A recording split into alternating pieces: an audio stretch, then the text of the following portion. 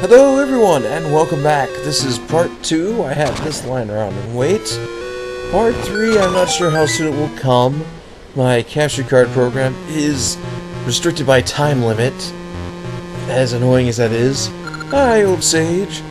You're part of the reason I love this level. So yeah, for those of you who don't know, as I was saying, yeah, my capture card program is on a time limit extension limitation. You can only record up to so much length of footage. That's why I kind of stopped doing multi-LP stuff. Because I found out my capture card program had a time limit. So I decided, okay, this in mind, I'm going to have to focus on one LP project at a time in order to appease the fact that I don't have much time to record off of.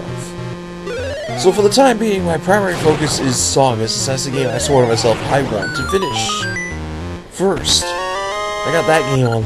Well, I actually mentioned. I already said where I got that. My Let's Play of that. There is another Let's Play part I have lingering around on my computer that I haven't deleted. But I will be doing commentary with my partner in that game on hopefully tomorrow, as it is not yet. It is not yet Wednesday here on the West Coast. It's still like 11:30. About 25 minutes to go until we hit midnight the next day.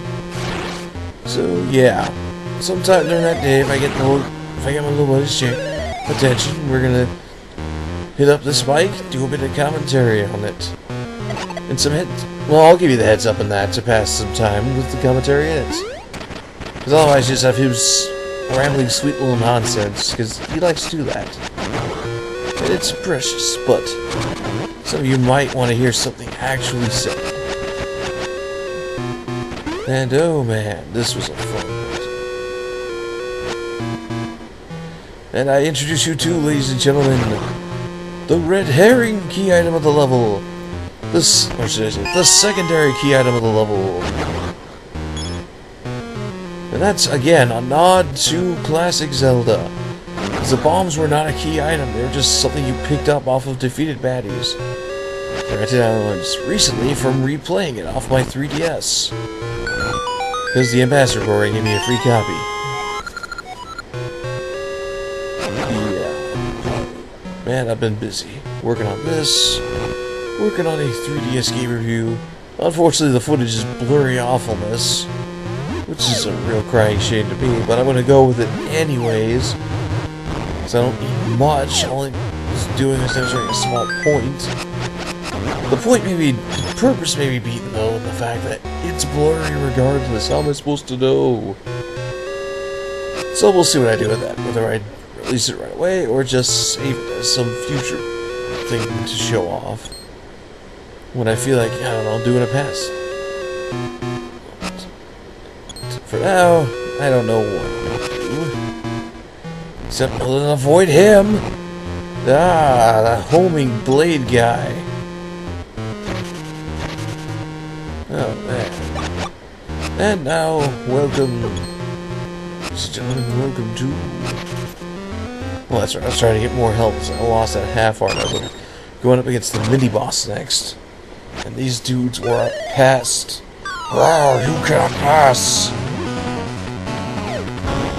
Are these guys moblins or steers? I don't know what. Because they got the horns of an ox and or steer. Yet one of them... They seem to have the bodies of a moblin.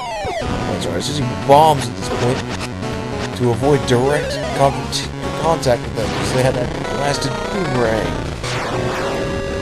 However, unfortunately, they fell under the chain effect. They're linked to one another. Defeat one, you've beaten the other. And yes, I did the no-no of Let's Plays. It's a big mistake. Saving while on screen. Especially since it's a convoluted, complicated element to access in this games. Because in the Game Boy games, well, it's not as bad as the original ones. No, in the other one. And now we come to the real key item of the game. The legendary... Well, not legendary, but the incredible Seed Satchel! With 20 Ember Seeds.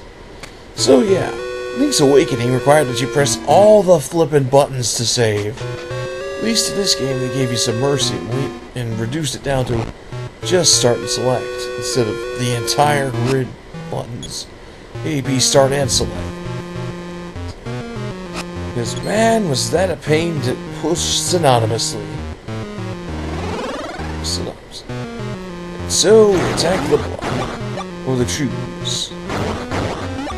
Because they are a pain unless you vanquish them. Alright. I don't know if I explained this at the last part, but I will do it now. Well, I'll wait till the end, but... And another Moblin battle. Moblins with boomerangs, no less. Not the boomerang guys again. Oh my, I'm apparently a little stuffy. Without even knowing it. So yeah, just acquired the boss key. So now we're off to the boss man. A giant dragon. And again, yeah, saving continuing. Shouldn't have bothered with how tedious it was. Should have just done that when I hit the end, not during the recording. But I didn't. Moving right to the... Moving right on. And here I almost forgot. Block switch. This is one puzzle you'll never find in the major console titles. Using a block to open a door. Well, other than to hold a switch.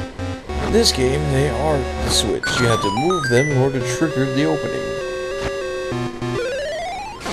And I tried to prepare myself here because I knew what this area had.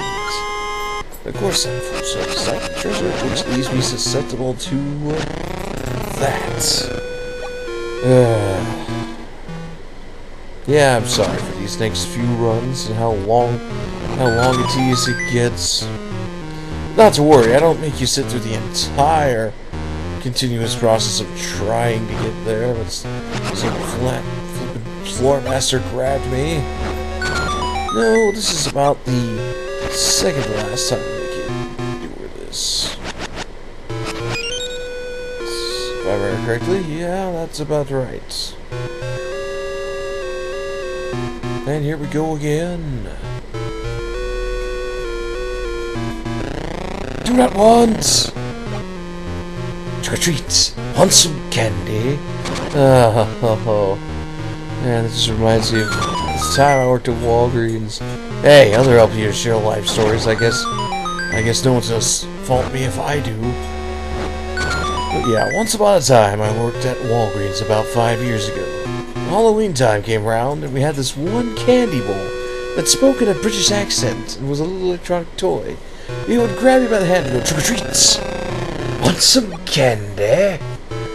And I gotta tell you, hearing a British accent say candy really is kind of pedophilic and creepy. Oh, here's the transition, folks. Enough complaints. And here's the boss. This guy is straight out of the original level 1. He was the boss there, he's the boss now. So now he's better looking, with better detail, and a more specific point to attack. In the original game, you just slashed at him. In this, you're going to slash at his horn. That's the weak point that must be destroyed. And with one last heart, I stab at thee to win. Okay, so before I lose out here, I'm going to give you the transitional goal of the various parts once I get back into this. This part is going to be used, yes, for a dungeon. Even parts are more likely to be dungeons. Odd ones are going to be the road to the dungeons, unless the road to is longer than what one part can give. And that's going to be the gist of how I roll, how I do things throughout this game once I get back into a mainstream LP of it. Which will probably be immediately after finishing Sagas. Now, excuse me, Maku Dialogue. Yeah, it's me, the Maku tree. Some of the fertile soil has come to me, too. I already feel stronger. Oh, and my tree saw double seasons of strange land. I don't know. I saw it for a age, JP. That's all I can see now. And we'll get to that next time. Thanks for joining me.